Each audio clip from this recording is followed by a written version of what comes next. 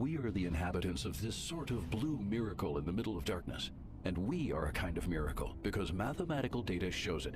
Simply put, our Milky Way hosts approximately 300 billion stars. Around these stars orbit about 50 billion planets, with 500 million potentially in what astrophysicists refer to as the habitable zone, indicating they could potentially have some form of life. If we also consider that the Kepler Space Telescope has discovered over 2,000 potential exoplanets in a relatively short time, and this covers only 4% of the sky we observe, the real question is how many of these might be inhabited. Today we don't know the answer because science itself tells us that none of them has been contacted yet. That's what science tells us, and it's not something shared by many witnesses. Completely normal people like you or I, who one day saw how their lives changed forever. Because on that day, wherever they're from, they chose to reveal themselves. They're occupants of UFOs. Among them were two structures, biological entities, in human form. They showed up on a scheduled day, place, and time. There was something there, so there was someone. It couldn't be a plane or anything else. It was really them. Of course, it was of such an impressive size that I thought, it can't be the moon.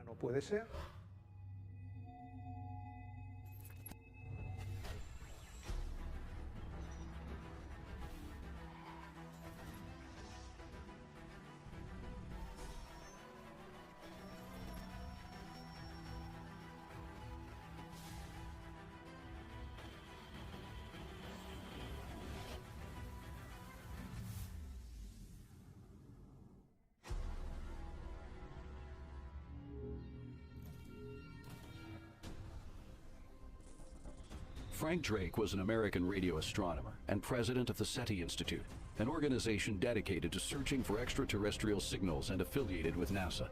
In 1961, while working at the National Radio Astronomy Observatory in Green Bank, West Virginia, he formulated an equation that remains highly relevant in the scientific community today. Its purpose is using maths to calculate the existence of advanced civilizations in the nearest universe. The famous Drake equation offers us the possibility to calculate the number of inhabited worlds that could exist in our galaxy.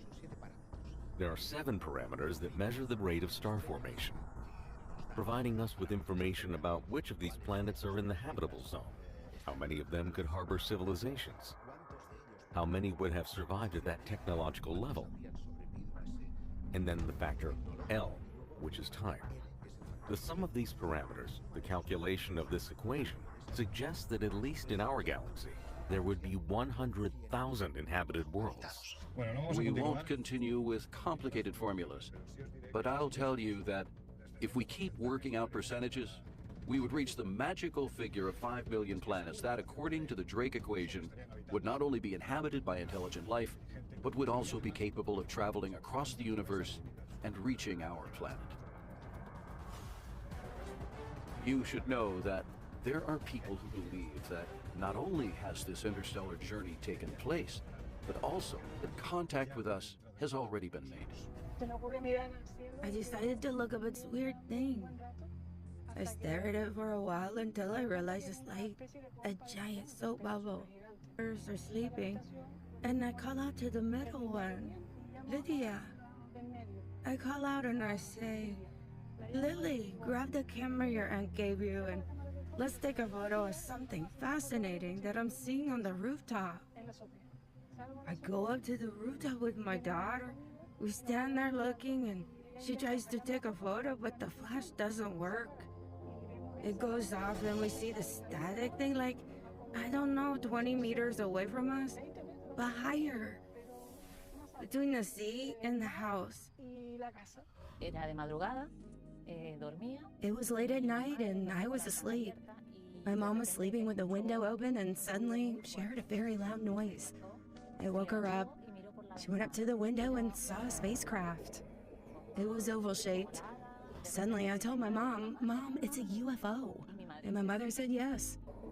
After a few seconds, it went up, stopped, then rose again, and we lost sight of it.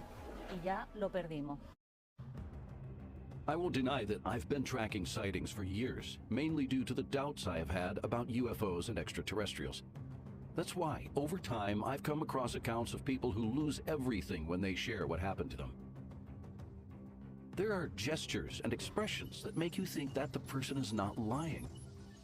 One of the most documented cases happened on the island of Gran Canaria on June 22nd, 1975, when, in this place we're approaching, a doctor, Francisco Julio Padron Leon, had an experience that would mark him for a lifetime.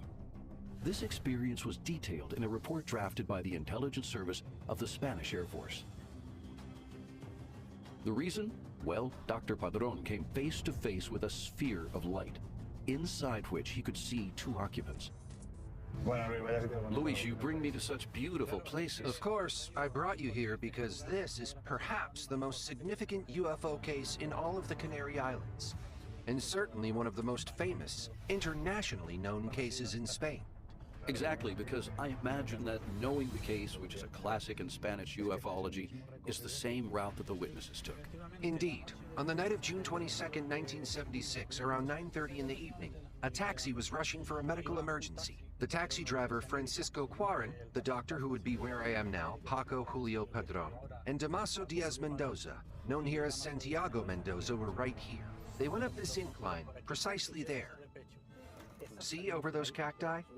Yep. This is where they saw the electric blue and semi-transparent sphere. They could see the stars through it. Inside there were two humanoids, dressed or clothed in red.